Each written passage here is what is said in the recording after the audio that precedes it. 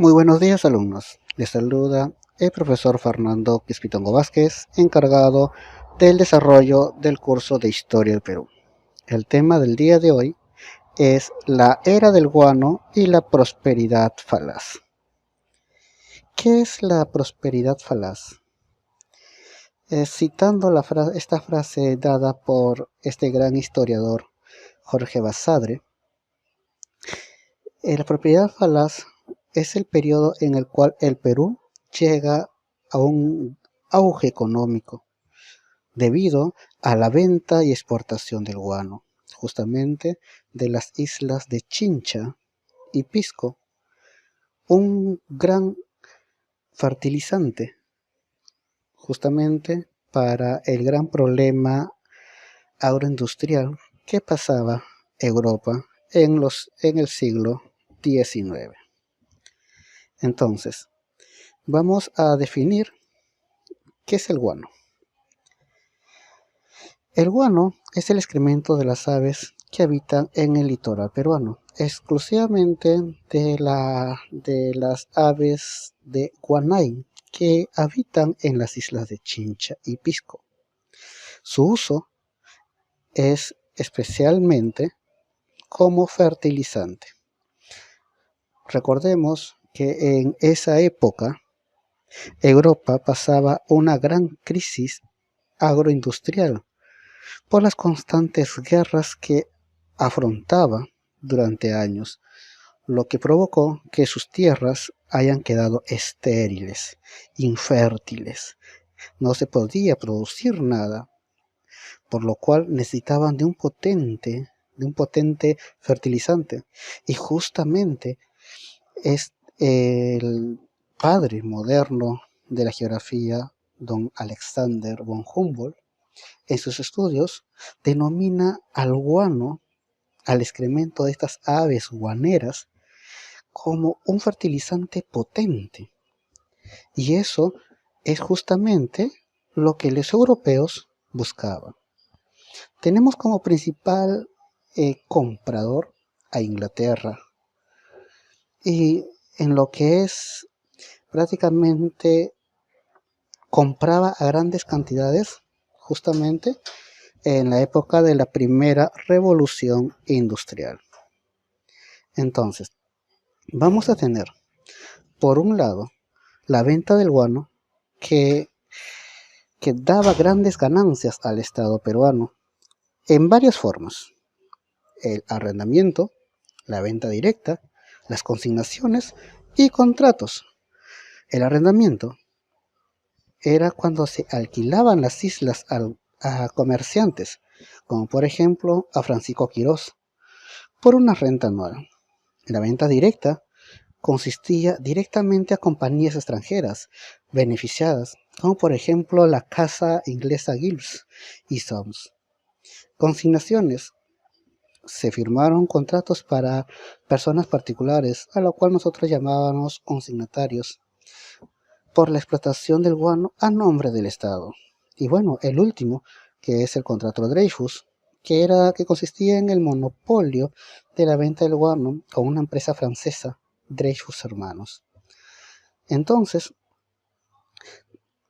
todo este dinero que pudimos recabar en sus inicios estaba destinado solamente para la burocracia y aumento, prácticamente aumento en los sueldos de los grandes militares. En otras palabras, todo el dinero que habíamos tomado en ese momento era derrochado, porque pensábamos que ese dinero o esa venta del guano iba a ser siempre, íbamos a ser prácticamente, íbamos a tener por siempre la supremacía en esta venta. Lo que no esperábamos, la envidia de una gran potencia mundial, que en ese entonces era Inglaterra, y de un cómplice que era prácticamente Chile aquí en Sudamérica, lo que después nos llevaría a la Guerra del Pacífico, pero eso ya es otro tema. En lo que es la venta del guano, nosotros contábamos o tuvimos que exportar mano de obra extranjera, para lo cual se tuvo que traer a chinos inmigrantes. Eso fue la primera ola migratoria a nuestro Perú. La prácticamente importación de mano de obra de chinos coilis, bajo el sistema prácticamente de trabajo arrendatario, por decir así. Y entonces tenemos el sistema del guano por medio arrendatario, venta directa, consignatario y el monopolio, ¿verdad? Entonces, también que el 50% de las ganancias de este guano se utilizó exclusivamente para la burocracia de los altos mandos militares y civiles. Bueno, ¿y el otro 50% qué pasó? El 40% se destinó prácticamente a comprar maquinaria. Entre ese 40%, el 20% solamente para compra de ferrocarriles. Quisimos industrializar toda nuestra costa peruana. Y toda la economía solamente se basó a la venta del guano. Entonces, se paralizaron muchas actividades, como la agricultura, como la ganadería, la minería, priorizando justamente la venta de este valioso fertilizante. Entonces, tenemos que se desarrollaron justamente tres principales gobiernos durante esta época. Tenemos el primer gobierno de Ramón Castilla, de 1845 a 1851, lo que prácticamente su gobierno significó una gran estabilidad institucional, ordenamiento de la economía nacional, seguridad interior, prestigio internacional y progreso intelectual. Es decir, el Perú llegó por unos instantes a tener la supremacía a nivel de América, porque contábamos con valiosas islas guaneras que iban a soportar por un determinado tiempo la economía de nuestro país. Y bueno, prácticamente se consideró un gobierno prácticamente inspirador, un gobierno alentador, un gobierno de luz prácticamente, que radiaba ante las nieblas de algunos primeros gobiernos republicanos. Entonces, se logró vender el guano mediante sistema de consignaciones, ¿ya? Se estableció el primer presupuesto de la República. Se inició el pago de la deuda externa a Inglaterra. Entonces, se apoyó a la deuda interna la ley de consolidaciones, que quiere decir, se intentó pagar justamente a los que habían aportado para nuestra independencia, aquellos grandes consignatarios, aquellos grandes, se puede decir, comerciantes que habían apoyado para nuestra independencia. Teníamos una gran deuda con ellos, entonces teníamos que pagar. Se dio el primer presupuesto de la República, como les dije, y bueno, la inmigración de coilis chinos, ¿no? Justamente para el trabajo en estas haciendas y la extracción del guano. El gran problema, ¿cuál fue? De este grandioso gobierno. Si era tan grandioso, entonces, ¿por qué cayó? El gran problema fue el exceso de préstamos. Y bueno, se empezaron a exonerar a los ciudadanos de pie del pago de impuestos. Entonces, se creyó, como les digo una vez más, que nuestras grandes islas guaneras iban a poder solventar todos los gastos de nuestra república. Pero bueno, eso era el pensamiento en ese entonces. Entre las principales obras durante su primer gobierno de Ramón Castilla vamos a tener la compra de Vapor Rímac, primer ferrocarril Lima-Callao, el primer código, la eliminación del mayorazgo. Entonces también se convocó al primer Congreso americano, o también la ONU, ¿no? Por decirlo así, en ese entonces. Entre 1847 y 1848 se formó alianzas defensivas con aquellos países para cualquier amenaza externa, ¿no? Entre ellos justamente con Estados Unidos, que bueno, no fue gran apoyo durante la Guerra del Pacífico, pero se firmó alianzas estratégicas, ¿no? Pero bueno, no todo fue color de rosas, como por decir así, ¿no? Así que terminó su gobierno y en las elecciones que él convocó salió elegido su general José Rufino Echenique, a cual le entregó el mando. José Rufino Echenique gobernó de 1851 a 1855. Prácticamente trató de continuar con lo que es la obra de Ramón Castilla, pero bueno, no tuvo gran éxito, ¿no? Se continuó la construcción del ferrocarril Tacna-Arica, se dio la segunda migración, fue de alemanes a Posuso, en la selva central del Perú, que hasta hoy día se encuentra, ¿no?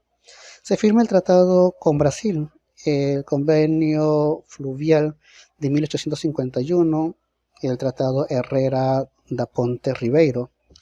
Se da el famoso escándalo de la consolidación de la deuda externa. Eso fue el punto de declive de su gobierno de Echenique. ¿Por qué? Porque se llegó a saber, bueno, a través de rumores, de que todo el dinero que estaba entrando por la venta del guano no estaba cumpliendo con el objetivo que había dado Ramón Castilla. Entonces, Ramón Castilla, al enterarse de esta prácticamente de este gran escándalo, empieza su revolución. Una revolución que justamente culminó con el derrocamiento de José Rufino Echenique. Este escándalo de la consolidación llevó, como les digo, a la sublevación de Rufino Echenique de Ramón Castilla, disculpen, en la Sierra Central. Concentró el apoyo mayormente de la clase indígena, de los campesinos, de la gente pobre, a cambio de la eliminación del tributo indígena y la liberación de los negros, de los esclavos negros, ¿no? Les ofreció libertad a cambio de que apoyaran su revolución. De esta manera, Castilla logró derrotar en la batalla de Las Palmas a José Rufino Echenique y bueno, asumió su segundo gobierno. Su segundo gobierno de 1855 a 1862. Fue un gobierno prácticamente breve. Siguió prácticamente su labor, algunas obras que no logró culminar durante su primer gobierno, y bueno, se dio justamente el tercer debate doctrinario, en donde los conservadores y liberales dieron su punto de vista, lo que conllevó a la creación de dos constituciones. La primera, en 1856, fue una constitución liberal, pero limitaba el poder del presidente en la república y no le dejaba actuar. Así que se dio otra constitución en 1860, la considerada la moderada, en la cual prácticamente daba privilegios y poder justamente al presidente de la república. Y justamente es una de las constituciones que más vigencia tuvo en el Perú. Se dio justamente también el conflicto con el Ecuador por algunos territorios que Ecuador había regalado a Inglaterra. Pero qué bueno hubiera sido si fueran territorios ecuatorianos, pero no, eran territorios peruanos. Entonces esto motivó a una respuesta del Perú hacia el Ecuador. Bueno, eso no gustó nada a Inglaterra y buscó un aliado aquí en América del Sur. Y bueno, quien prestó ese apoyo incondicional fue justamente Chile. Que bueno, es una clase que más adelante vamos a ver. En la política amazónica se dio prácticamente una ocupación de grandes zonas nativas con apoyo económico, apoyo tecnológico a todas estas zonas. Se puso embarcaciones militares y civiles en el río Amazonas, justamente. Tenemos como los vapores Morona, Pastaza, Napo y Putumayo. Entre las principales obras de su segundo gobierno de Ramón Castilla, vamos a tener el agua potable en todo Lima. Se puso el primer telégrafo de Lima a Callao. Se colocó el primer sello postal, el alumbrado a gas en Lima, y el ferrocarril de Lima a Chorrillos, que fue prácticamente una red ferroviaria, ¿no? Más o menos de tranvía, ¿no? que, que prácticamente unió a muchos de los distritos limeños. Bueno, también se construyó la penitenciaría de Lima, así como también se mandó a confeccionar el primer mapa general del Perú, a cargo del marino Felipe Paz Soldán. Entonces, bueno, chicos, hasta esto fue la clase del día de hoy. Espero que me hayan entendido y espero cualquier duda a mi WhatsApp personal. Se despide. Muchas gracias. Fue con ustedes el profesor Fernando Quispitongo Vázquez. Cuídense.